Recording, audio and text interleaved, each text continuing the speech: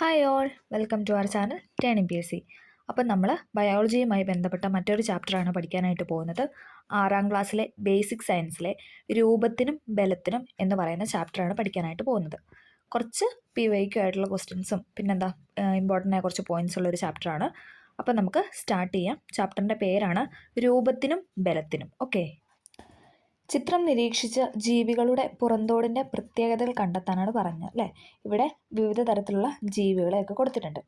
ആകൃതിക്കും സംരക്ഷണത്തിനും ഒച്ച്, വണ്ട്, ഞണ്ട്, ചിപ്പികൾ മുതലായ ജീവികൾക്ക് കട്ടിയുള്ള പുറന്തോടുകളാണ് ഉള്ളത്. അതായത് നമുക്കറിയാം, ഒച്ചിനെയൊക്കെ തൊടുമ്പം അതേടെ ഒച്ചിൻ്റെ പുറത്തിങ്ങനെ ഒരു കട്ടിയുള്ളൊരു പൊട്ടിപ്പോകുന്ന രീതിയിലുള്ളൊരു ചില്ല് പോലത്തെ ഒരു ഇതുണ്ടല്ലേ, അതിനാണ് നമ്മൾ കട്ടിയുള്ള പുറന്തോട് എന്ന് പറയുന്നത്.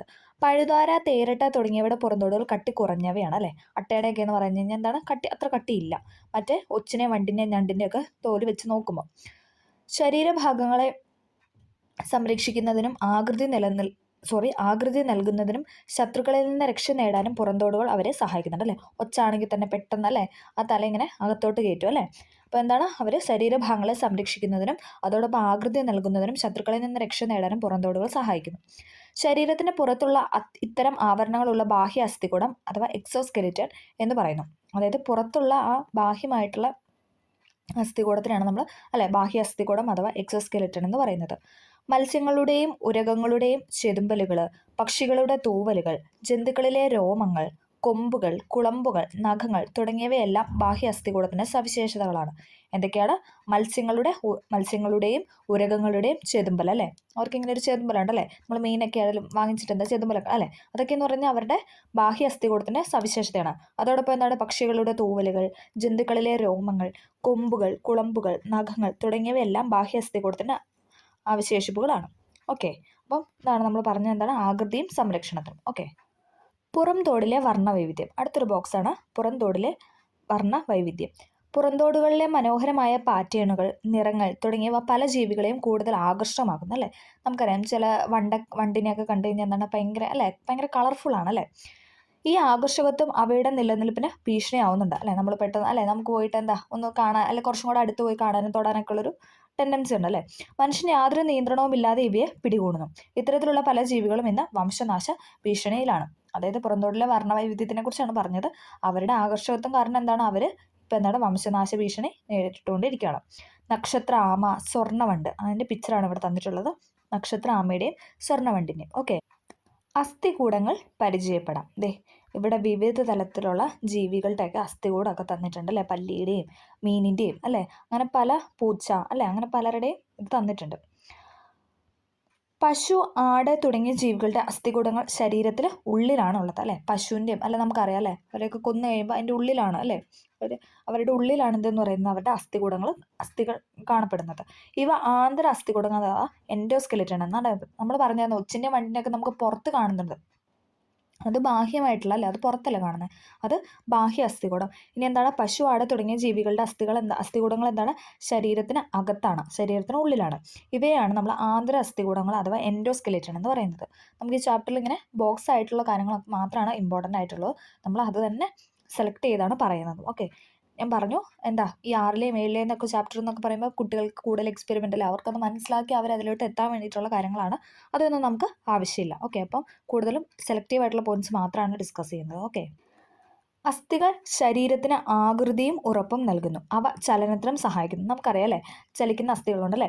അസ്ഥികൾ ശരീരത്തിന് എന്താണ്, നമ്മുടെ ആകൃതി അല്ലേ, ആ ആകൃതിയും നമ്മുടെ ഷേപ്പ് എന്നൊക്കെ പറയാം അല്ലേ, ആകൃതിയും ഉറപ്പൊക്കെ നൽകുന്നത് അസ്ഥികളാണ്. പഠിക്കണേ, അസ്ഥികൾ ശരീരത്തിന് ആകൃതിയും ഉറപ്പും നൽകുന്ന അവ ചലനത്തിനും സഹായിക്കുന്നുണ്ട്. ഓക്കെ, നമ്മളിപ്പോൾ പലതരത്തിലുള്ള ജന്തുക്കളുടെ ഇത് പറഞ്ഞല്ലേ. ഇനി നമ്മൾ മനുഷ്യൻ്റെ അസ്ഥികൂടമാണ് പരിചയപ്പെടാനായിട്ട് പോകുന്നത്. ഓക്കെ, വിവിധ ജീവികളുടെ അസ്ഥികൂടങ്ങൾ നമ്മൾ കണ്ടു.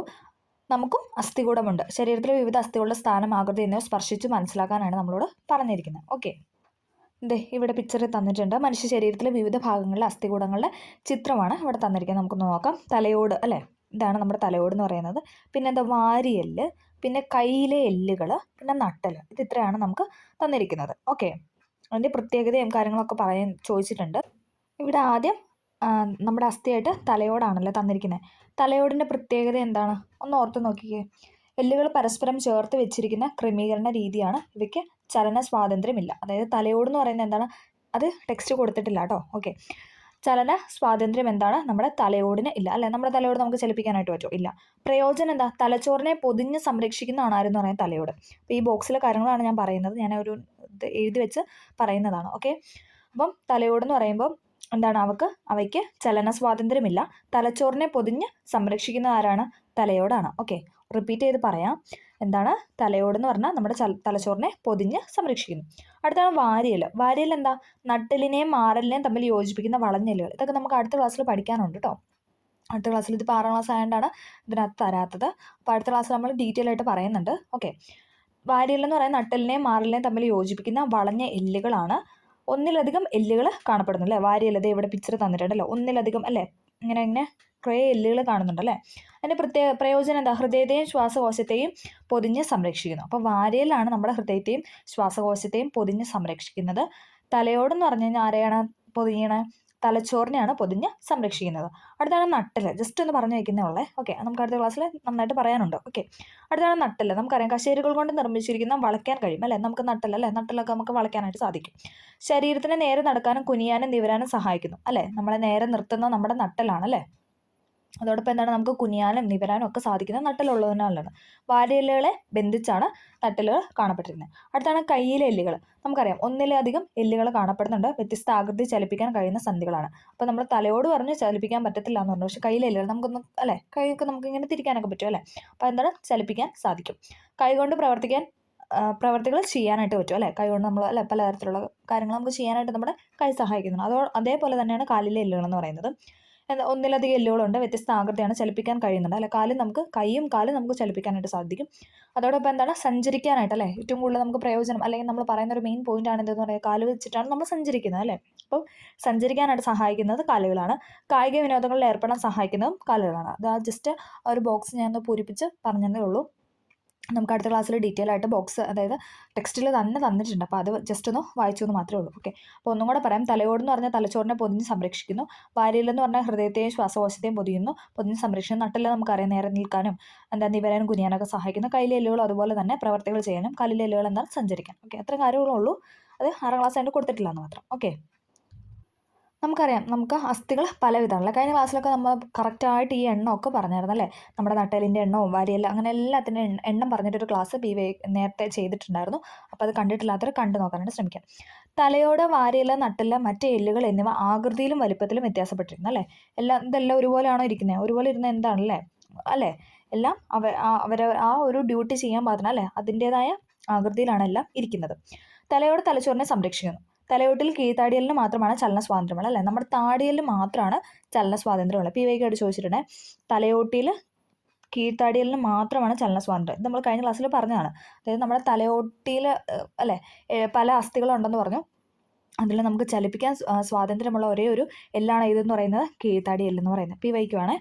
ശരീരത്തിലെ ഏറ്റവും ബലമുള്ള എല്ലുകൾ കീഴ്ത്താടിയലാണ് അല്ലേ? അതും PYK ആയിട്ട് ചോദിച്ചിട്ടുണ്ട്. ശരീരത്തിലെ ഏറ്റവും ബലമുള്ള എല്ലുകൾ എന്ന് പറയുന്നത് കീഴ്ത്താടിയിലാണ്. ശരീരത്തെ നേരെ നിർത്തുന്നത് നട്ടലാണ് അല്ലേ? ഇതാണ് നമ്മൾ ഈ ബോക്സിൽ പൂരിപ്പിച്ച് ഞാൻ പറഞ്ഞത്. ഓക്കെ. ശരീരത്തിന് നേരെ നിർത്തുന്നത് നട്ടലാണ്. നട്ടലിനെ ഏൽക്കുന്ന ചില ക്ഷതങ്ങൾ ആജീവനാന്ത തളർച്ച കാരണം അല്ലേ? നട്ടലിന് എന്തെങ്കിലും പരിക്കോ എന്തെങ്കിലും ആക്സിഡൻറ്റിൽ എന്തെങ്കിലുമൊക്കെ പരിക്ക് പറ്റിക്കഴിഞ്ഞാൽ നമ്മൾ പറയാറുണ്ടല്ലേ? അവർക്ക് പിന്നെ അല്ലേ നേരെ നിർത്താനും അല്ലെങ്കിൽ നമ്മുടെ നിവരാനും കുരിയാനൊക്കെ നമ്മൾ സഹായിക്കുന്ന നട്ടലാണ്. അപ്പോൾ എന്തെങ്കിലും ഒരു ക്ഷതം വന്നാൽ എന്താണ്? നമുക്കത് ചെയ്യാൻ കഴിയാതെ വരുന്നു. ശ്വാസകോശങ്ങൾ, ഹൃദയം എന്നിവയെ പൊതിഞ്ഞ് സൂക്ഷിക്കുന്ന വാരിയലുകളാണ് അല്ലേ? ഇതാണ് നമ്മൾ പറഞ്ഞത്. ശ്വാസകോശങ്ങളും അതോടൊപ്പം ഹൃദയം എന്നിവയൊക്കെ പൊതിഞ്ഞ് സൂക്ഷിക്കുന്ന ആരാണ്? വാരിയലുകളാണ്. മനുഷ്യ ശരീരത്തിലെ ഏറ്റവും വലിയ അസ്ഥിയാണ് തുടയൽ. തുടയൽ അഥവാ ഫീമർ എന്നൊക്കെ പറയും. ഇംഗ്ലീഷിൽ ഫീമർ എന്ന് പറയും. അത് PYK ആണ്. മനുഷ്യ ശരീരത്തിലെ ഏറ്റവും വലിയ അസ്ഥി ചോദിച്ചിട്ടുണ്ട്. അതോടൊപ്പം എന്താണ് മനുഷ്യ ശരീരത്തിലെ ഏറ്റവും ചെറിയ അസ്ഥിയും ചോദിച്ചിട്ടുണ്ട്. ചെറിയ അസ്ഥി സ്റ്റേപ്പിസ് ആണ്. ഇത് രണ്ടും മാറിപ്പോകാതെ പഠിക്കുക. വലിയ അസ്ഥി എന്ന് പറഞ്ഞാൽ നമുക്ക് കണക്ട് ചെയ്യാം, തുടയല്ലേ? അതേപോലെ തന്നെ ചെറിയ അസ്ഥി സ്റ്റേപ്പിസ് നമുക്ക് എവിടെ കാണുന്നത്? ചെവിക്കുള്ളിലാണ് അല്ലേ? ചെവിക്കിടെ അകത്താണ് സ്റ്റേപ്പിസ് കാണപ്പെടുന്നത്. അപ്പോൾ നമ്മൾ ഇത്രയും കാര്യങ്ങളാണ് പറഞ്ഞത്. ഒന്നും കൂടെ പറയാം. തലയോട്, വാരിയല, നട്ടല, മറ്റ് എല്ലുകൾ എന്നിവ ആകൃതിയിലും വലുപ്പത്തിലും വ്യത്യാസപ്പെട്ടിരിക്കുന്നു. തലയോട് തലച്ചോറിനെ സംരക്ഷിക്കുന്നു. തലയോട്ടിൽ കീഴ്ത്താടിയലിന് മാത്രമാണ് ചലന സ്വാതന്ത്ര്യമുള്ളത്. PYK ആണ്. ശരീരത്തിലെ ഏറ്റവും ബലമുള്ള എല്ലുകൾ കീഴ്ത്താടിയലാണ്. ശരീരത്തെ നേരെ നിർത്തുന്നത് നട്ടലാണ്. നട്ടലിനെ ഏൽക്കുന്ന ചില ക്ഷതങ്ങൾ ആജീവനാന്ത തളർച്ചയ്ക്ക് കാരണമായേക്കാം. ശ്വാസകോശങ്ങൾ, ഹൃദയം എന്നിവ പൊതിഞ്ഞ് സൂക്ഷിക്കുന്നത് വാരിയല്ലുകളാണ്. മനുഷ്യ ശരീരത്തിലെ ഏറ്റവും വലിയ അസ്ഥി തുടയലാണ്.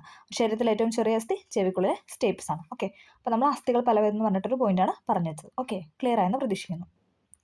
ഇനി കുറച്ച് ശരീരനിലകൾ പറഞ്ഞിട്ടല്ലേ കുട്ടികളോട് അല്ലേ, അവർക്ക് കൊടുത്തേക്കുന്ന ഒരു കാര്യമാണ് അല്ലേ, എങ്ങനെ ഇരിക്കണം, എങ്ങനെ കിടക്കണം, എങ്ങനെ നിൽക്കണം എന്നൊക്കെ അല്ലേ, സ്റ്റഡി ആയിട്ട് ഇരിക്കണം അല്ലേ, നമ്മൾ നേരെ നേരെ നട്ടിൽ ഉയർത്തി തന്നെ നടക്കണം അല്ലേ, അങ്ങനെയൊക്കെയാണ് പറയുന്നത് അല്ലേ. അപ്പോൾ ആ ഒരു പൊസിഷനൊക്കെയാണ് ഇവിടെ കൊടുത്തിരിക്കുന്നത്. ഓക്കെ, ഇനി നമ്മൾ കഴിഞ്ഞ ക്ലാസ്സിൽ പറഞ്ഞ അതേപോലെ തന്നെ എന്താണ്, അസ്ഥികളാണ് ഇവിടെ കൊടുത്തിരിക്കുന്നത്. എത്ര അസ്ഥികൾ, അതായത് മൊത്തമുള്ള അസ്ഥികളുടെ, മനുഷ്യ ശരീരത്തിലെ അസ്ഥികളുടെ എണ്ണമാണ് കൊടുത്തിരിക്കുന്നത്.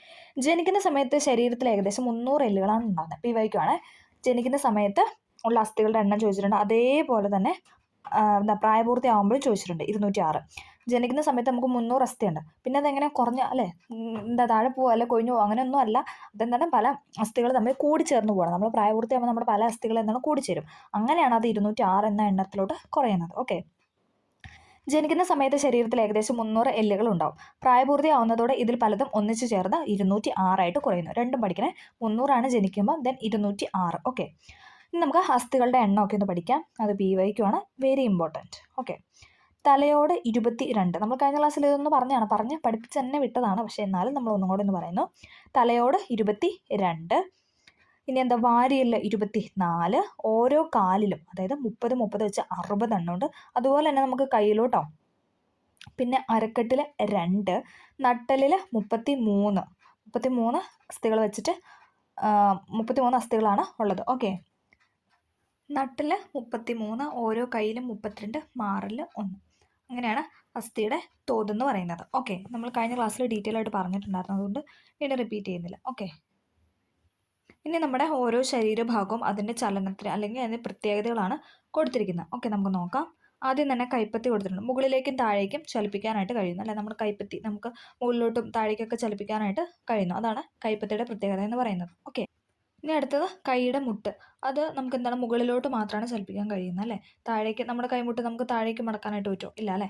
കൈ മുകളിലോട്ട് ഇങ്ങനെ മടക്കി വെക്കാനായിട്ട് പറ്റും. അടുത്ത കാൽമുട്ട്. അതാണ് പിന്നിലേക്ക് മാത്രമാണ് മടക്കാൻ പറ്റുള്ളൂ അല്ലേ, ഫ്രണ്ടിലോട്ട് മടക്കാൻ പറ്റുമോ? കൈമുട്ട് പോലെ തന്നെ കാൽമുട്ട് എന്താണ്, നമുക്ക് പിന്നിലേക്കാണ് മടക്കാനായിട്ട് പറ്റുന്നത്. പിന്നെ കഴുത്ത്, അത് നമുക്ക് ഇരുവശത്തേക്ക് അല്ലേ, നമ്മളെപ്പോഴും പറയുന്നതാണ്, ഇരുവശത്തേക്ക് നമുക്ക് ചലിപ്പിക്കാനായിട്ട് പറ്റും. പിന്നെ കൈക്കുഴ, അതെന്താണ്, നമുക്ക് ചുറ്റി ഇങ്ങനെ നമുക്ക് തിരിക്കാനായിട്ട് പറ്റും അല്ലേ. അതൊക്കെയാണ് പറയുന്നത്. അതൊക്കെ താഴെ കൊടുത്തിട്ടുണ്ട്. നമുക്ക് ഓരോ സന്ധികളും അതിൻ്റെ ഭാഗവും പ്രത്യേകതയൊക്കെ നോക്കാം. ഇതും നമ്മൾ കഴിഞ്ഞ ക്ലാസ്സിൽ പറഞ്ഞാണ്. അത് 9ാം ക്ലാസ് ആണ്, കുറച്ച് ഡീറ്റെയിൽ ആയിട്ട് പറഞ്ഞു. ഇത് ബേസാണ്, കാരണം 6ാം ക്ലാസ് അതിൻ്റെ ബേസാണ്. ഓക്കെ, പലതരം ചലനങ്ങൾക്കും പ്രവർത്തനങ്ങൾക്കും നമ്മെ സഹായിക്കുന്ന അസ്ഥികളെ തമ്മിൽ ബന്ധിപ്പിക്കുന്ന അസ്ഥി സന്ധികൾ അഥവാ ജോയിൻസ് അല്ലേ, നമ്മളെപ്പോഴും പറയുന്ന ജോയിൻസ് എന്നാണ് അല്ലേ.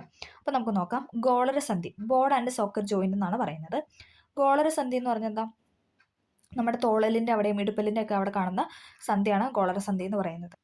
ഏറ്റവും കൂടുതൽ ചലന സ്വാതന്ത്ര്യമുള്ളവ, അതായത് ഒരു ഗോളം പോലെ അല്ലേ, ഏറ്റവും കൂടുതൽ ചലന സ്വാതന്ത്ര്യമുള്ളവ ഒരു അസ്ഥിയുടെ അറ്റത്തുള്ള ഒരു ഉരുണ്ട ഭാഗം മറ്റൊരു അസ്ഥിയുടെ കുഴിയിൽ തിരിയുന്നതാണ് ഇതെന്ന് പറഞ്ഞാൽ ഗോളരസന്ധി എന്ന് പറയുന്നത്. അതാണ് തോളലും ഇടുപ്പല്ലും. നമുക്ക് നോക്കാം. തോളലും ഇടുപ്പല്ലും നമുക്കല്ലേ ആ ഒരു രീതിക്ക് നമുക്കിങ്ങനെ ചലിക്കാനായിട്ട് സാധിക്കും. അടുത്താണ് വിജാഗിരി സന്ധി. അത് കാണപ്പെടുന്ന കൈമുട്ടിലും കാൽമുട്ടിലാണ്. ഗോളരസന്ധി കാണപ്പെടുന്ന തോളലും ഇടുപ്പലിലുമാണ്. ഇനി വിജാഗിരി സന്ധി കാണപ്പെടുന്നത് എവിടെയാണ്, കൈമുട്ടിലും കാൽമുട്ടിലാണ്. വിജാഗിരി പോലെ ഒരു ഭാഗത്തേക്ക് മാത്രം ചലിപ്പിക്കാനായിട്ട് സാധിക്കുന്നു. എന്താണ് വിജാഗിരി പോലെ അല്ലേ, നമുക്കറിയാം കൈമുട്ടും കാൽമുട്ടും നമുക്ക് ഒരു ഭാഗത്തായിട്ട് മാത്രമല്ലേ ചലിപ്പിക്കാൻ കഴിയത്തുള്ളൂ. ഓക്കെ, അടുത്താണ് കീലസന്ധി അഥവാ പിവോട്ട് ജോയിന്റ്. കഴുത്തിലാണ് പിവോട്ട് ജോയിന്റ് കാണപ്പെടുന്നത്. അവിടെ പിക്ചർ വന്നിട്ടുണ്ട്, എല്ലാത്തിൻ്റെയും പിക്ചർ വന്നിട്ടുണ്ട് കേട്ടോ. തലയോടും നട്ടെല്ലും മുകൾ ഭാഗം ചേരുന്ന സ്ഥലം. എന്താണ്, തലയോടും പിന്നെ നട്ടലിൻ്റെ ഭാഗം അല്ലേ, ആ ഒരു തലയോടിൻ്റെ എൻഡും നട്ടലിൻ്റെ സ്റ്റാർട്ട് ചെയ്യുന്ന ഭാഗം കൂടെ ചേരുന്ന ഭാഗമാണ് ഇതെന്ന് പറയുന്നത് കഴുത്തല്ലേ. അപ്പോൾ അവിടെയുള്ള ജോയിൻ്റാണ് ഇതെന്ന് പറയുന്നത് പിവോട്ട് ജോയിൻ്റ് അഥവാ കീലസന്ധി. ഒരസ്ഥി മറ്റൊന്നിൽ ഇരു ദിശകളിലേക്കും തിരിയുന്നു അല്ലേ, നമുക്ക് നമ്മുടെ കഴുത്ത് എന്താ ഇരു ദിശകളിലേക്കും തിരിക്കാനായിട്ട് പറ്റും. അപ്പോൾ നമ്മൾ ഗോളരസന്ധി പറഞ്ഞു, വിജാഗിരി സന്ധി പറഞ്ഞു, കീലസന്ധി അഥവാ പിവോട്ട് ജോയിൻറ്റും പറഞ്ഞു. തോളലും ഇടുപ്പല്ലും ഗോളരസന്ധി, കൈമുട്ടും കാൽമുട്ടും വിജാഗിരി സന്ധി അല്ലേ, മാതല വിജാഗിരി എന്നൊക്കെ ഓർത്താൽ മതി. കഴുത്ത് കീലസന്ധി അങ്ങനെ കണക്ട് ചെയ്യുക, കഴുത്ത് കീലസന്ധി. ഓക്കെ, ഇനി ഇവിടെ തന്നിരിക്കുന്ന അടുത്തൊരു ബോക്സാണ് അസ്ഥിഭംഗം എന്ന് പറഞ്ഞിട്ട്. ശക്തമായ ആഘാതം ഏൽക്കുന്ന അസ്ഥി പൊട്ടുന്നതിനോ അസ്ഥികളിൽ വിള്ളൽ ഉണ്ടാവുന്നതിനോ കാരണമാണ്. നമുക്കറിയാം അല്ലേ, ചിലപ്പോൾ കൈ ഒടിഞ്ഞു അല്ലേ, കൈക്ക് പൊട്ടലുണ്ടോ, അങ്ങനെയൊക്കെ നമ്മൾ പറയാറില്ല ഓരോ ആക്സിഡൻറ്റോ അല്ലെങ്കിൽ എന്തെങ്കിലും ഒരു വീഴ്ചയൊക്കെ വരുമ്പോൾ അല്ലേ. അസ്ഥി ഒടിയുന്നതിനാണ് അസ്ഥിഭംഗം എന്ന് പറയുന്നത്. അപ്പോൾ ഒടിയുന്നതിനാണ് നമ്മൾ എന്തെന്ന് പറയുന്നത്, അസ്ഥിഭംഗം അല്ലേ, അസ്ഥിക്ക് ഭംഗം സംഭവിച്ചു എന്ന് പറയുന്നത്. ചിലപ്പോൾ അസ്ഥികൾ സ്ഥാനം തെറ്റാറുണ്ട് അല്ലേ, നമ്മൾ പറയാറുണ്ടോ തെന്നിപ്പോയി, കുഴ തെന്നിപ്പോയി, അങ്ങനെയൊക്കെ നമ്മൾ പറയാറുണ്ടല്ലേ. ഇതിനെയാണ് സ്ഥാനഭ്രംശം എന്ന് പറയുന്നത്. അപ്പോൾ ശക്തമായ ആഘാതം ഏൽക്കുന്നത് അസ്ഥി പൊട്ടുന്നതിനോ അസ്ഥികൾ വിള്ളലുണ്ടാവുന്നതിനോ കാരണമാവുന്നു. അസ്ഥി ഒടിയുന്നതിനെയാണ് അസ്ഥിഭംഗം എന്ന് പറയുന്നത്. ചിലപ്പോൾ അസ്ഥികൾ സ്ഥാനം തെറ്റാറുണ്ട്, നമ്മൾ അതിനെ പറയുന്നതാണ് സ്ഥാനഭ്രംശം. ഓക്കെ, അസ്ഥിഭംഗം ഉണ്ടായാൽ അപ്പോൾ നമുക്ക് നോക്കാം. അതായത് ഒടിവിനെയാണ് അസ്ഥിഭംഗം എന്ന് പറയുന്നത്. അസ്ഥിഭംഗം സംഭവിച്ച ഒരാളെ വേഗം ആശുപത്രിയിൽ എത്തിക്കണം അല്ലേ, നല്ല പെയിൻ ആയിരിക്കും. അപ്പോൾ എന്താണ് ആദ്യം ചെയ്യേണ്ടത്, അദ്ദേഹത്തിന് നമ്മൾ പെട്ടെന്ന് ഹോസ്പിറ്റലിൽ എത്തിക്കുക എന്നുള്ളതാണ് വേണം. ഒടിഞ്ഞ ഭാഗങ്ങൾ ഇളകാതെ ശ്രദ്ധിക്കണം അല്ലേ, നമ്മൾ പിടിച്ച് തിരിക്കാനോ അങ്ങനെയൊന്നും പാടില്ല അല്ലേ. ഒടിഞ്ഞ ഭാഗം അതേപോലെ തന്നെ നമുക്ക് അല്ലേ വേദന ഉണ്ട് അല്ലെങ്കിൽ എന്തോ സംഭവിച്ചെന്ന് നമുക്ക് മനസ്സിലായി തന്നെ നമ്മൾ അതിൽ ആ ഭാഗം തൊടാനോ അല്ലെങ്കിൽ നേരെയാക്കാനോ നമ്മൾ തന്നെ പിടിച്ചിടാനോ അങ്ങനെ ഒന്നും ചെയ്യാൻ പാടില്ല. ഇത് സ്പ്ലിൻ്റ് ഉപയോഗിച്ച് കെട്ടുക. സ്പ്ലിൻ്റ് എന്ന് ഉദ്ദേശിക്കുന്നത് ഒരുതരം മരം, പ്ലാസ്റ്റിക്, ലോഹം എന്നിവയിൽ ഏതെങ്കിലും കൊണ്ട് നിർമ്മിച്ച ഉറപ്പുള്ള താങ്ങ് പലക അല്ലെ, പലക പോലത്തെ ഒരു സാധനമാണ് നമ്മൾ സ്പ്ലിൻ്റ് എന്ന് പറയുന്നത്. കൈകാലുകളിലെ കൈകാലുകളിലെ ഒടിവുള്ള എല്ല് നിശ്ചലമാക്കി വയ്ക്കാൻ സ്പ്ലിൻ്റ് വെച്ച് കെട്ടുന്ന സഹായം അല്ലേ. ഇപ്പം നമ്മുടെ കൈയൊക്കെ പണ്ടൊക്കെ അങ്ങനെ ആയിരുന്നു അല്ലേ, എന്തെങ്കിലും ഒടിവോ എന്തെങ്കിലുമൊക്കെ വന്നു കഴിഞ്ഞാൽ എന്താണ് ഇതുപോലെ ഒരു പലക വെച്ചിട്ട് കെട്ടും. അതാകുമ്പോൾ നമ്മുടെ കൈ അല്ലെങ്കിൽ കാല് നമുക്ക് അനക്കാനായിട്ട് കഴിയില്ല, അതിന് വേണ്ടിയിട്ടാണ് അങ്ങനെ കെട്ടുന്നത്. മരസ്കെയിലിന് ഉപയോഗിച്ച് സ്പ്ലിൻ്റ് കെട്ടുന്ന പരിശീലിച്ച് നോക്കാനാണ് പറയുന്നത്. വിവിധ തരം അസ്ഥികൂടങ്ങളും അസ്ഥിസന്ധകളും പരിചയപ്പെട്ടല്ലോ. അസ്ഥികളുടെ ആരോഗ്യത്തിന് എന്തെല്ലാം ശ്രദ്ധിക്കണം അല്ലെ, നമ്മൾ ആരോഗ്യത്തോടൊപ്പം എന്താണ് നമ്മുടെ ശരീരഭാഗങ്ങളും അല്ലെ, എന്തെങ്കിലും ക്ഷതോ കാര്യങ്ങളൊക്കെ വന്നു കഴിഞ്ഞാൽ അല്ലെ, എന്തെങ്കിലും പറ്റിക്കഴിഞ്ഞാൽ പിന്നെ നമുക്കൊന്നും പറഞ്ഞിട്ട് കാര്യമില്ല. അപ്പോൾ അതൊക്കെ നമ്മൾ ശ്രദ്ധിക്കണം. അസ്ഥിഭംഗം വരാതിരിക്കാൻ എന്തെല്ലാം കരുതലുകൾ സ്വീകരിക്കണം എന്നൊക്കെയാണ് ഇവിടെ പറഞ്ഞിരിക്കുന്നത്. ഇത് ഇവിടെ അസ്ഥികളുടെ കാഠിന്യത്തെക്കുറിച്ചും പറഞ്ഞിട്ടുണ്ട്, ഇതും ചോദിച്ചിട്ടുണ്ട്. നമുക്കൊന്ന് നോക്കാം. അസ്ഥികളുടെ കാഠിന്യത്തിന് കാരണം കാൽസ്യം ഫോസ്ഫേറ്റ് ആണ്. നമ്മൾ പറഞ്ഞില്ല വിറ്റാമിൻ ഡിയിൽ നിന്നാണ് നമുക്ക് കാൽസ്യം ഫോസ്ഫേറ്റ് ഒക്കെ കിട്ടുന്നത്. അപ്പോൾ അതുകൊണ്ട് തന്നെ അസ്ഥികളുടെ ആ ഒരു അല്ലെ ആകൃതിയൊക്കെ നിലനിർത്താനും അതോടൊപ്പം ആ ഒരു കാഠിന്യം നിലനിർത്താനൊക്കെയാണ് നമ്മൾ പറഞ്ഞായിരുന്നു. അതിനാൽ അസ്ഥികളുടെ വളർച്ചയ്ക്ക് കാൽസ്യം ഫോസ്ഫറസ് ആവശ്യമാണ്. അപ്പം നമുക്ക് എന്ത് വേണം, നമുക്ക് വിറ്റാമിൻ ഡി വേണം അല്ലേ. ജസ്റ്റ് ഒന്ന് പറഞ്ഞതേ ഉള്ളൂ, നമ്മൾ കഴിഞ്ഞ ക്ലാസ്സിൽ പറഞ്ഞു വെച്ചിട്ട് ആ ഒരു കണക്ഷൻ കൊടുത്ത് പറഞ്ഞതേ ഉള്ളൂ. വളർച്ചയുടെ ഘട്ടത്തിൽ കാൽസ്യം ഫോസ്ഫറസ് തുടങ്ങിയ ധാതുക്കൾ അസ്ഥികളെ ബലപ്പെടുത്തുന്നു. ചെറിയ കുട്ടികൾക്ക് അസ്ഥികൾക്ക് ബലം കുറയാൻ കാരണം കാൽസ്യം ഫോസ്ഫേറ്റിന്റെ നിക്ഷേപം കുറവായതിനാൽ. നമ്മൾ പറഞ്ഞായിരുന്നല്ലേ റിക്കറ്റ്സ് കാണാൻ ആ ഒരു രോഗത്തെപ്പറ്റി നമ്മൾ പറഞ്ഞായിരുന്നല്ലേ, നല്ലോണം ശോഷിച്ച് എന്താ വയറ് വീർത്തിരിക്കുന്ന അവസ്ഥയാണ് റിക്കറ്റ്സ്. കാരണം എന്താണ്, ആ കുട്ടികൾക്ക് കാൽസ്യം ഫോസ്ഫേറ്റും ആ ഒരു അളവിൽ അല്ലെ അവർക്ക് വേണ്ടത്ര അളവിൽ ലഭിക്കാതെ വരുന്നതിനാണ് നമ്മൾ അങ്ങനെ പറയുന്നത്. ഓക്കെ, പ്രായമായവരുടെ ശരീരത്തിന് വേണ്ട കാൽസ്യം അസ്ഥികളിൽ നിന്നും ആഗിരണം ചെയ്യാറുണ്ട്. ഇത് അസ്ഥികളുടെ ബലക്ഷയത്തിന് കാരണമാകുന്നു. കുമ്പളങ്ങ, പടവലങ്ങ തുടങ്ങിയ പച്ചക്കറികളിലും പേരയ്ക്ക, ചാമ്പയ്ക്ക തുടങ്ങിയ പഴങ്ങളിലും മുട്ട, പാല്, ചെറുമത്സ്യങ്ങൾ എന്നിവയിലും കാൽസ്യം ധാരാളമായിട്ടുണ്ട്. അപ്പം കാൽസ്യം അടങ്ങിയ ഫുഡ് കഴിക്കണം എന്നാണ് പറയുന്നത്. അതായത് ഏതൊക്കെയാണ്, കുമ്പളങ്ങ, പടവലങ്ങ തുടങ്ങിയ പച്ചക്കറികളിലും പേരയ്ക്ക, ചാമ്പയ്ക്ക അല്ലെ, പേരയ്ക്കയിൽ നിന്നും ചാമ്പയ്ക്കയിൽ നിന്നൊക്കെ നമുക്ക് എന്താണ് കാൽസ്യം കിട്ടുന്നുണ്ട്.